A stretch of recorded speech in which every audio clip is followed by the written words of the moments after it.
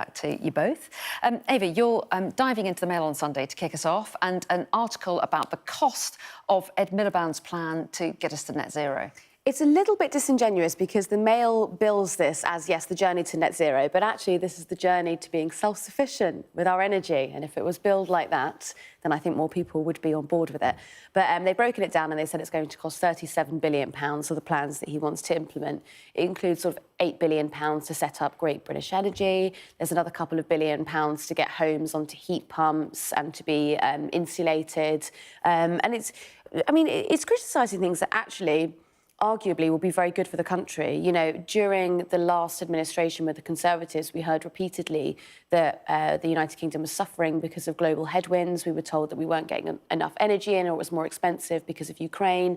It's more expensive now to trade with Europe. Actually bringing it in-house, while the pain and the cost of it will be extensive, actually the payoff could be very good for the country. Well, yes, and Ed Miliband, that's his argument, isn't it? That this will ultimately bring bills down. I think he still sticks to his assertion that bills will come down by an average of £300 by the end of this Parliament. And he has said that it will cost, I think he said £40 billion a year, which is similar to this figure, but he says most of that will come from the private sector. It's not remotely similar, because this is over the Parliament. £37 billion is over the Parliament. They're talking about public money. Right, so the National Energy Systems Operator says that the infrastructure side of net zero alone will take £40 billion a year.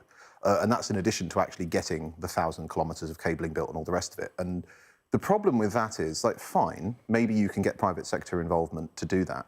But private sector, if it makes a big investment, it expects a return, right? So if you're making tens of billions of pounds worth of investment in British energy infrastructure, the place you expect that to pay off is bills. You need to pay, and if you're trying to bring bills down immediately, where is the private sector getting its return on the tens of billions that the government is sort of hoping that it will generate? And that's the hole in these proposals. I mean, I agree with Ava, actually. A lot of these individual policies are actually fine.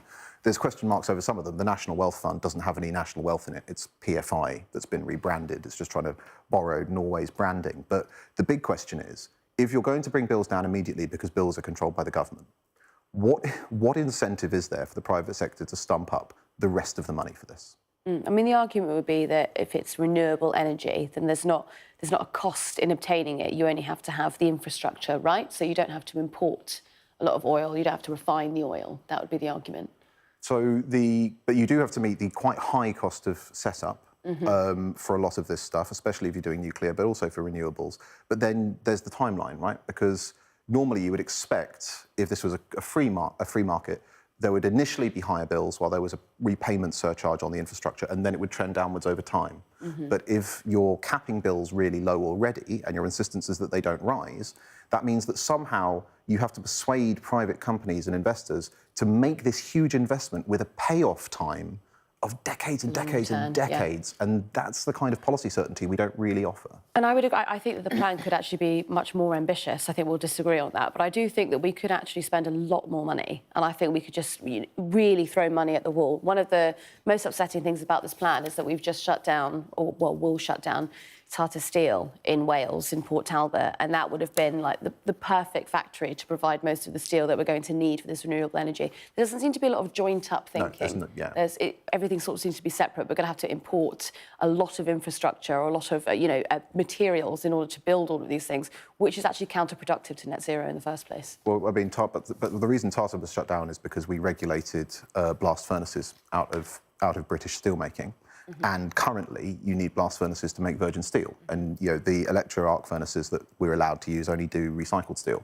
So that means that we're in a really strange position where, in order to effectively offshore the emissions from blast furnaces, we're now having to import all of the steel and in all of the shipping costs that involves. And it's sort of dodgy accounting, in a way. I think that the way that we calculate net zero should, if we're being honest, include emissions generated overseas by things that we have to import. And because I don't think that's done properly, you do get insane decisions like Tata.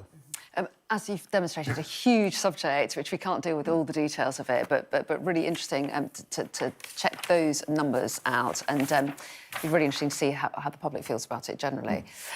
Let's move on, though, to Henry, a not unrelated story. This is in the Sunday Telegraph about what they're describing as a grocery tax. Yeah, so this is what we were discussing before we came in here, is a perfect example of this is the one thing we didn't want to happen policy making. The government is bringing in a new levy on packaging, which is intended to sort of disincentivise suppliers to supermarkets from using excessive packaging. The problem with this policy, it will add something, I think it says £56 to household bills over the year, which is, in a cost of living crisis, not politically nothing, but it's not a vast sum of money. But the real problem with it is the way they've designed it is that they are levying this levy on weight rather than volume of packaging. And not steel, but metal, which is very recyclable, and glass, which is very recyclable, are heavy, and plastic, which is much less recyclable, is light.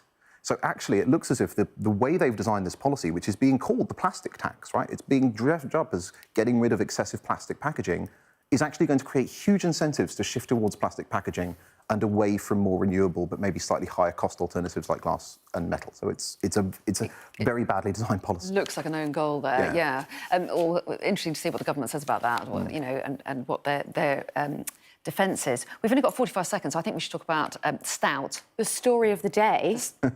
Go ahead, tell us all about it. You're not going to be able to drink it potentially on New Year's Eve because we're out. There's been a Guinness drought. And actually, London was hit by this very early on. We've had, for the past couple of weeks, it's been really difficult to get a Guinness in a pub. Most pubs can't get it in. And now it's extended to the rest of the country. It won't even be on supermarket shelves. You're just going to have to drink champagne. Oh. That's the only answer. Alas. Marie Antoinette.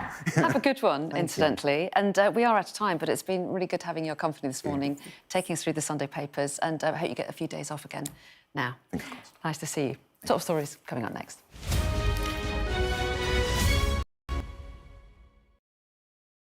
Weeknights on Sky News. This is your chance.